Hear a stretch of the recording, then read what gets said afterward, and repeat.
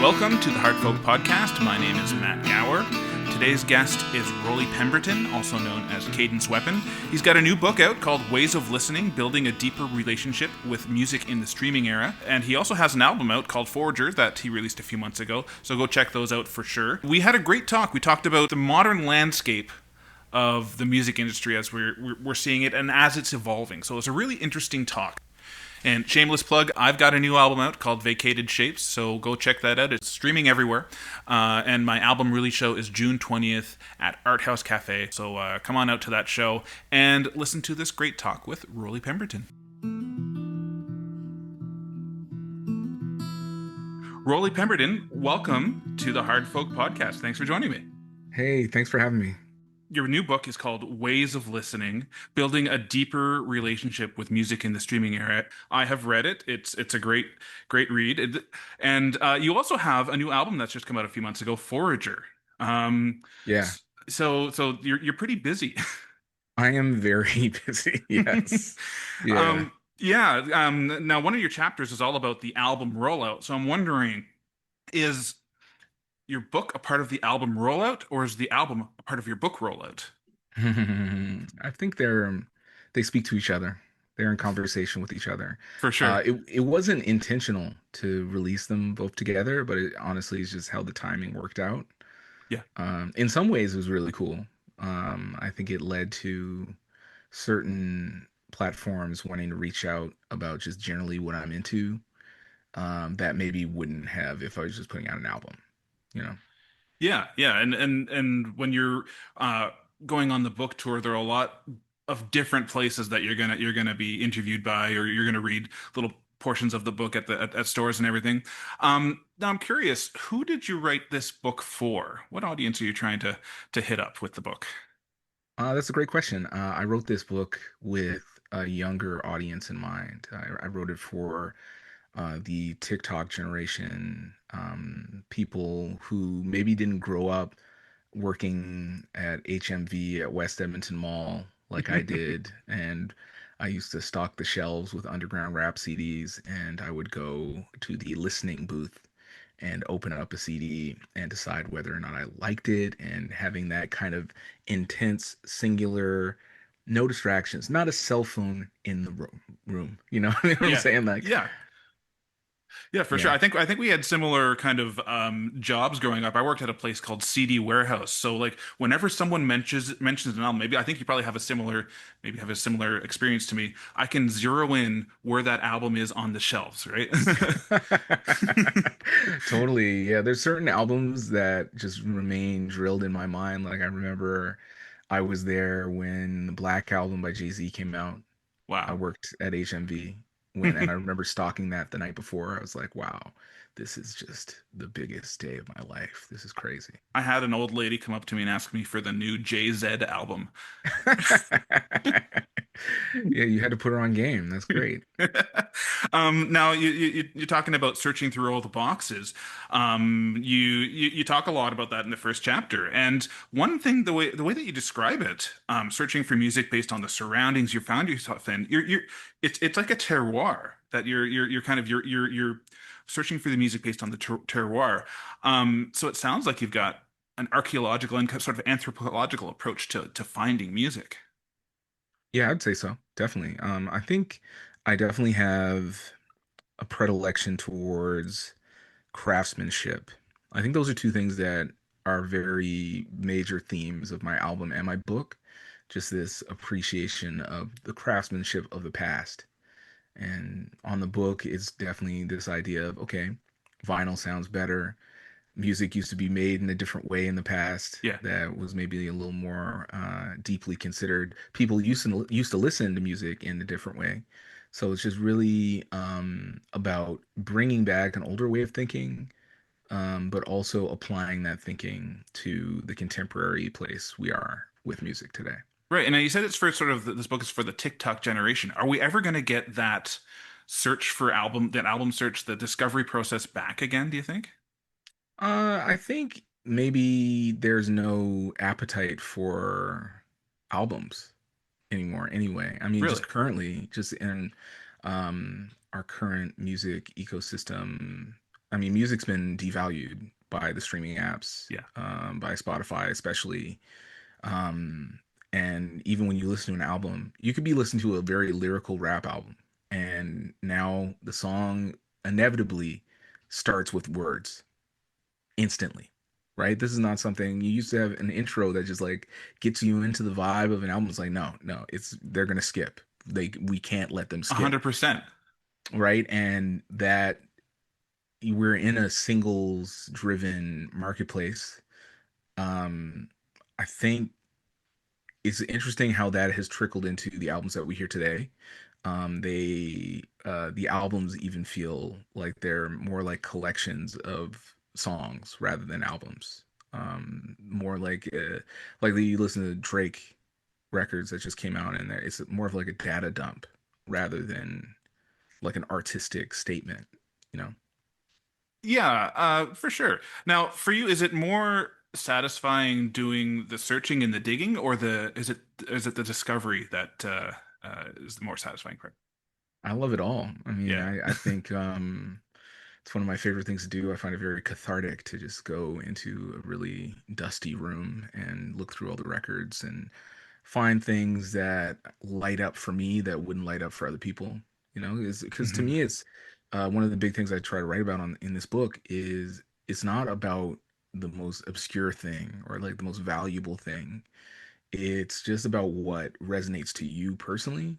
And I think finding that and figuring what that is for you, for me, I get excited when I find a 12-inch of Busta Rhymes and Pharrell, "Light Your Ass on Fire."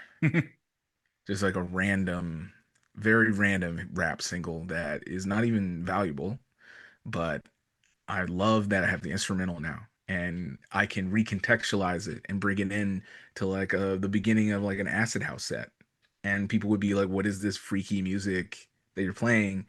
And the context has changed, right? And that's one of the things that I really like about digging is you can go in with a preconceived idea of what you want to look for and end up with something totally different. And I find that very exciting. And how do you let that feed into your creative process when you're writing a song or whatever? Oh yeah, that comes up a lot with clothing for me actually. I dig for clothes the same way I dig for Oh, records. okay, okay. Yeah, I mean that's the big theme of my album, Forager. Right. I'm rapping about clothes I found, and those end up becoming prompts for songs. Really, it's like I find a cool jacket and it inspires me to write a whole song. And it's weird. Like I won't be really talking about the jacket per se, but it's maybe the jumping off point for a verse, or it's something that I mentioned like on the very first song on the album Honus. I mentioned that I found a jacket on the way to the studio, and so Yeah, that's right. That's right. it gives a bit of real world permanence to the records, and it reminds me it's like a record of my history with clothing or whatever. But yeah, I mean, I love it. I love it for clothing. I love it for records. I'm always digging. Yeah, so it's a little document of a period of time for you. Now, when you go on tour, this is what I'm really curious about is how many records do you come home with after you go out on tour? Because I'm sure like you're searching in every all the good shops when you ever hit up a new city. Oh yeah, for sure. I'm going to New York tomorrow, Oh boy. and I know it's gonna be. I got it. It's gonna be scary, but I try to be very judicious, actually, Okay. about what I choose. I really try and be. I ask myself a few questions now. I have a whole methodology I talk about in the book, where I think, will I like this in 5 years, 5 days, 5 minutes? Like, can I see, do I already have something like this? It's like you don't want to buy another blue and white striped shirt if you already have one, Sure. Sure. unless maybe you found one that's higher quality or like nicer fabric or something. So it's like if I already have that Busta Rhymes single, I'm not gonna get something that is exactly the same or like too much crossover with the same thing, right? Sure. Sure. So I'm trying to be just very picky and I'm very decisive. And I think I've gotten to the point where, because currently I'm in a bit of a space crunch, right? I don't actually have space for more at all, right? So I Hmm. need to, if I'm gonna, it's got to be like kind of a one in, one out situation. Hmm. Hmm. And if it's coming in, it's got to be straight heat. It's got to be really like I won't ever find this again, or it's something that is extremely meaningful, or that it tells another aspect of the story to a DJ set. That's a big thing for me because I do some vinyl only sets these days, Hmm. and I really enjoy the finite nature of an all vinyl set Hmm. because it really it forces you to play in a certain way, and especially the kind of equipment that they have at these clubs is usually there's no effects. It's usually rotary mixers, and Hmm. it's which it's so funny. It's like imagine you were a chef and they're like you can play at this really amazing restaurant. You can cook at this restaurant, Yeah. but they only have open fire. Okay, and we cook everything on fire, and there's just no ovens. That's to me what you think like a rotary mixer is like, because it's Okay. just so retro and it's so pure, and it does sound amazing, obviously. But Hmm. the process of playing that way, it makes you mix differently. It makes you mix at different points. It makes you mix maybe faster. You don't have the kind of creature comforts of the newer technology of like looping and all this other stuff. And it So sounds like you have to be more present as well in the when you're there. yeah, I totally, and I think it allows for more of a flow state to a DJ set. Which yeah, I played one at Sans Soleil in Montreal last year, Hmm. and yeah, my friends were there and they were like, yeah, we were gonna just hang out for a little bit, but we ended up just staying all night long until close, because the set was so crazy. So Cool. How do you approach a DJ set? Like, how do you curate your set list for a DJ set? yeah, usually I like to think of it in terms of the situation and the time, like how long I'm going to be playing for. Yeah. If I'm playing for an hour and a half, I usually prepare a crate that it has a specific set of songs, but it's maybe three times the amount of songs I would need. Sure. So it allows me to branch off into this kind of choose your own adventure method, Hmm. where, Hmm. it's like, and then within that, I'll still just randomly select songs that I think of in the moment based on what I'm playing. And it's still, it's organic off the top of the dome still, but Yeah. there's a method of control where I don't have to be like scrolling, and like being Yeah. like, oh, where's that song? Or I gotta find that. It's like I can already I'm already ready. Like I know what I'm gonna play essentially. Nice. Yeah. Now you mentioned before about singles kind of overtaking albums. Why do you think that is happening right now? Well, music goes in an ebb and flow throughout time, throughout history, and we're at a period. It's been supercharged, obviously, by the apps. When you think of Spotify, um, it encourages immediacy, and same with TikTok. They encourage immediacy. They encourage brevity, and they encourage just things that grab your attention and don't make you skip. So this is Hmm. an interesting combination. It's things that are Yeah. attention grabbing but not jarring. Okay, so when you listen to an album now, and everything now is most things are optimized for these platforms. Um, this is why you'll be bopping along listening to some. I feel like it's basically slop. Some of this music, you know what I'm Hmm. saying? Like Hmm. when it's just so smoothed out and it's perfectly, it's there's nothing that's gonna make you stop listening. Yeah. um it's equivalent to AI slop to me, really. Like it's not really about the art form at that point. But yeah, I think yeah, it's some slop pop for sure. Slop up. Has that been Yeah. used yet? I think. No, I think I just coined that slop pop. But There you go. yeah, Um, like but the thing about that is very troubling is some of the greatest experiences I've ever had with music are with songs that I don't listen to regularly mhm. and I wouldn't subject myself to often, but the experiences I had with them were transformative to me.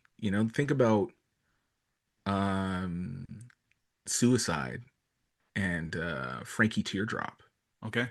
Right? This is a long freaky, synthy, noisy, scary song Hmm. that it feels like it's a harrowing descent into madness, but it's this really transfixing character study and is a one of a kind kind of song and it's Hmm. really exciting.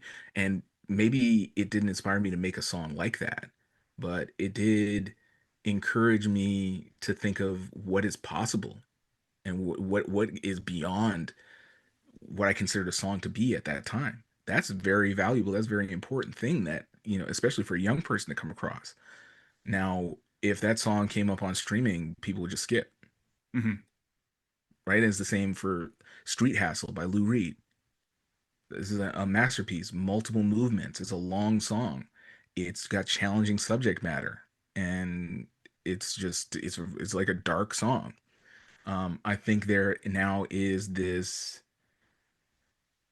softening and mellowing of these platforms regarding music that don't really allow for the bumps and the turns and the messy characteristics that make up life, right? Hmm. Hmm. So instead, you just have a really palatable, accessible, linear music experience that where keep the music coming, just keep it coming. Yeah. And it's funny they mentioned Suicide because that actually inspired one of the greatest albums. That was what Bruce Springsteen was listening to that a ton when he made Nebraska. And to bring it back full circle, Nebraska inspired me. The album Rollout chapter in particular was interesting to me because I'm releasing an album right now, and Mm. Nebraska is a huge inspiration. Um, when it comes to album rollouts, do you feel like branding has taken over? It feels like artists are more savvy and self-aware because of social media, than 20 years ago, even. Oh, for sure. I think it's become critical branding in a way that it wasn't, especially when I first came on the scene, early 2000s. It Mhm. didn't really matter. It was just the coolest thing, got the most attention, and it allowed for a lot of strange music to get a lot of listeners in a way that I don't think is really possible today. Um, I don't think the way it is today is necessarily a bad thing, though. I find it kind of interesting. I think it's turned the album rollout and the external stuff around releasing an album into its own art form, and it's turned it into just another skill set that Mhm. Mhm. we have to learn. I mean, it's unfortunate as artists we constantly have to like learn new stuff, but I think if the decision is between figuring out how to make your album rollout have a bit more significance and resonate with people in the outside world through some creative method, or not be able to be a musician, then I know what answer I have for that, you know? Yeah, and this is a term that I only learned just recently. It's we're seeing a lot of world building Yeah. with each album. Like that's what the kind of, I guess it's another word for branding, but it gives it is an aspect of releasing an album and releasing music that I don't know if artists really paid attention to before social media. No, for sure. I think the interesting thing about it is it's almost like a social media thing now, Yeah. because it's in the real world more nowadays. And I'll give you an example with my album. I was really mindful of this and trying to do things that were outside of the algorithm as much as I could, Mhm. and do things that reinforce the themes of the album outside of social media. So one of those things that I did, the album big theme is vintage clothing and thrifting and stuff like that. Mhm. I put on these vintage markets across Canada. I do these physical markets and I'd have other vendors, and Cool. I myself would be selling vintage clothes that I curated and found myself. Hmm. And I'd have a different version of the album that was only at these markets. Nice. And it just created this thing where I didn't even do album release shows, but I sold basically the same amount of vinyl that I would if I had a bunch of shows. And it was just this kind of open-ended happening that people were just coming to, and it was really exciting, and it brought more attention to the album in a creative way, right? So it's like you got to think about doing things like that, just to break through the algorithm, to break through the monotony of just there's so many more people releasing music these days. It's super oversaturated, Yeah. and it's harder than ever to break through. I think So, one yeah. stat you mentioned in the book kind of blew my mind a little bit was there's more music created every day than like in the entire year of like 1989 or something. That's amazing. Yes, yeah, that one always blows people's minds, and it is true.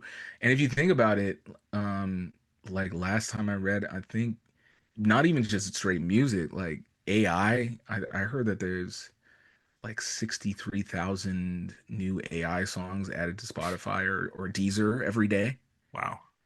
right? It's just the barriers of entry for making music have never been lower, and also what you would consider music to be. Yes. Well, and it is easier to get your foot in the door, and also your digital foot. AI is something that I really wanted to talk about a little bit here too, because you spend an entire chapter on that. Is AI music, would you consider it novelty music? I don't consider it music at all, There like you full go. stop. Sure. Yeah, like I think of it as a parlor trick. It's like a game. It's like a toy or something. Mm-hmm. Like it has music characteristics, right? It is using the framework of music to present um an alternative to it. But I would not classify what people produce using AI generative tools to be music, personally. Yeah, and I just for as an artist, I can't understand why you would want to work around the creative process.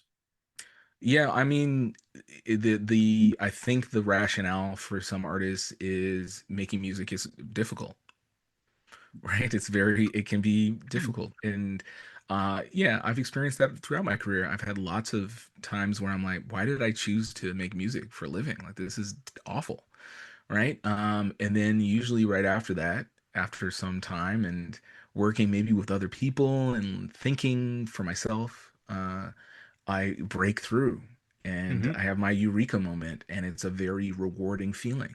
Why would we want to take that feeling away from people? Right? Now instead, what you're finding is happening is people you can get from point A to point B so quickly that it loses meaning, and it becomes this thing where you're just pumping out slop and you're pumping out content, and you're just like I read somebody on Reddit being so lazy they couldn't come up with their own prompt. They were like, I'm tired of coming up with prompts. It honestly it just makes you more like that the more that you use these tools. I worked with this one guy. He started a beat with AI. He Yeah. started it with like the drum machine. I talk about it in the book, and I was just like disgusted in the moment. But Yeah. I was just kind of like, bro, it's literally the first part of making a beat. Make the drums or whatever, is Yeah. and it's fun. This is really fun. It's the most fun thing I could possibly think of is getting to just make some music. I love making music. I love it. Why would I be outsourcing the creative spiritual joy that is making music? Why? It's just this way of thinking that has been grafted on to artists by these tech companies. I feel like it's this mass convincing of people that's like, hey, let's just take this off your hands, okay? You don't really want to be learning all these chords and you know doing all this rehearsing. Don't worry about it. We're gonna make it so you can make some music. It's like a simulacrum of music, and we'll leave the work to us, the machine. It's fine, right? Yeah, I prefer not to leave all the work in the world, especially creativity, to tech bros. Yeah, I mean, well, you see what happens when we do. Yes, exactly. And I think in the book you kind of combine it to the combine it, compare AI to the like the non-fungible token kind of thing that happened very briefly. And I feel like almost that AI is more of a advertisement. AI music is more of an advertisement for what the tech companies want to how they want to push it forward, and how like music is just a side kind of thing. They want everybody to just adopt AI more universally, and music is just an advertising tool, a loss leader almost, if you will, to get people to adopt that. Yeah, I agree with that. I feel like it's just another frontier that they want to prove that they can conquer it. And it's not about anybody involved caring about music or the livelihoods of musicians or any I of know, the yeah. intellectual property behind it. It's just, move fast and break things. That's what they do, right? And ultimately there's no you can't have a live AI show, right? So like it takes the community aspect all out of music as well. Well, I wish that I knew this at the time of writing. I mean, this is new information, but Suno acquired Songkick. Right. I don't know. And so part of their plan, I guess, is to integrate AI into live performances somehow.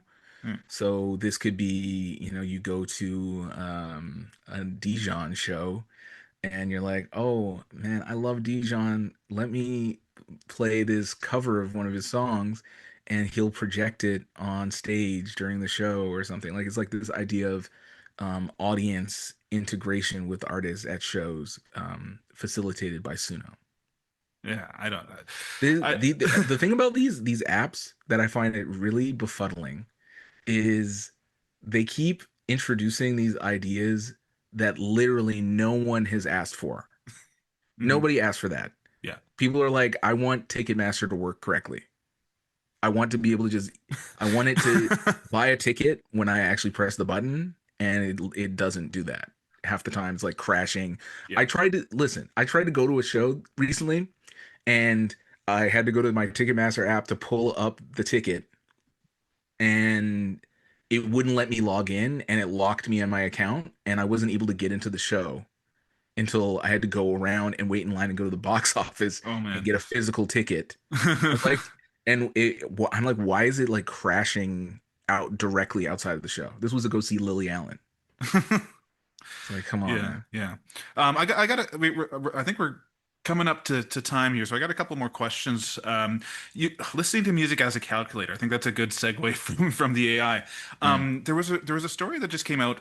People are accusing the band Geese, of mm. being like a psyop. But I'm wondering, how is it any different from what Justin Bieber and Drake and the term, I'm not even sure how you say it, Sajegi, that the Yeah. South, yeah, yeah, but like basically, like, how is it different from what they're doing, and why is there more of an outrage for Geese being like an industry plant, or what people are calling them? Yeah, I mean, the chart manipulation's been around for a while, Yeah. and yeah, in Korea they really innovated it with that Sagegi.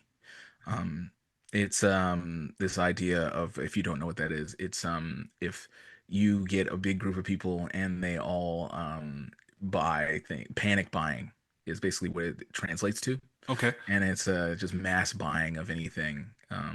Sometimes using bots and stuff, right? So Yeah. yeah, it's just been ported over, but it's been Americanized, and they made it supersized with the chaotic good stuff, where it's this idea of, I think the trouble that people have with it is it's this idea of, you thought you organically found out about a band, Yeah. and turns out it was put in front of you in a way that you were going to stumble upon it, rather than okay, maybe you saw an interview with them, or it was just, it was press, or someone told you, or whatever. Hmm. And in the case of some of these acts like Geese, and like, that's what I felt like with Dijon and McGee. They were also chaotic good clients. Okay. I didn't And know I that. totally fell for that super super hard. McGee And was mind blowing to me. He led to a resurgence of people buying four tracks and trying to copy him with the yeah, guitar sound.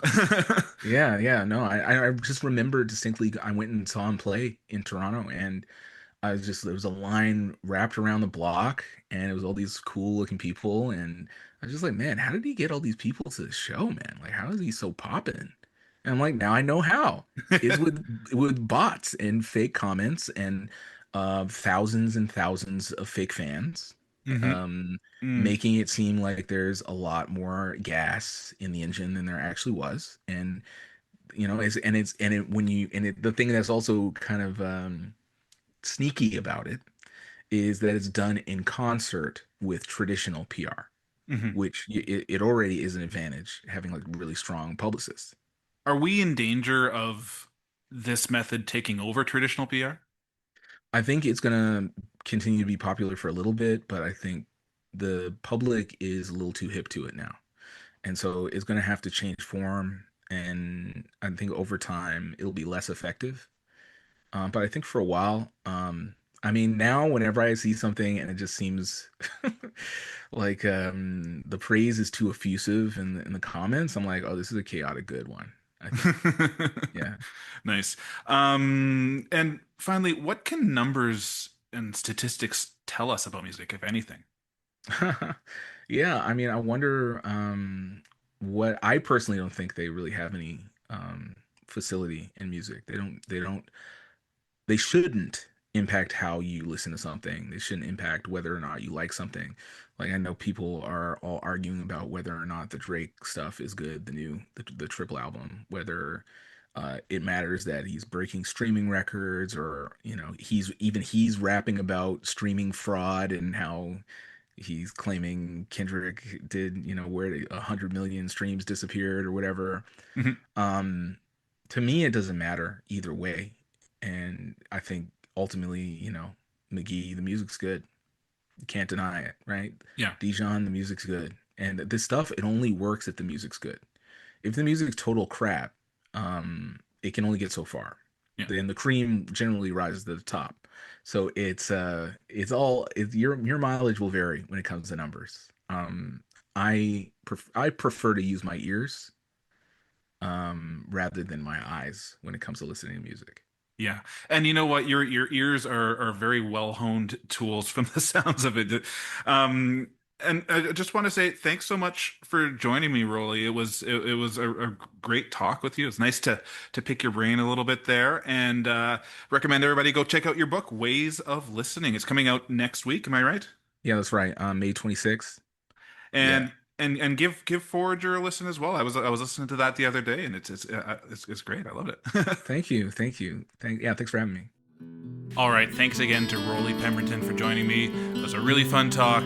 Go check out his book, Ways of Listening: Building a Deeper Relationship with Music in the Streaming Era, and take some of his advice. Jump off that algorithm. Go see a live show. Come see me play live. Go see him as Cadence Weapon play live, and tell somebody about this show.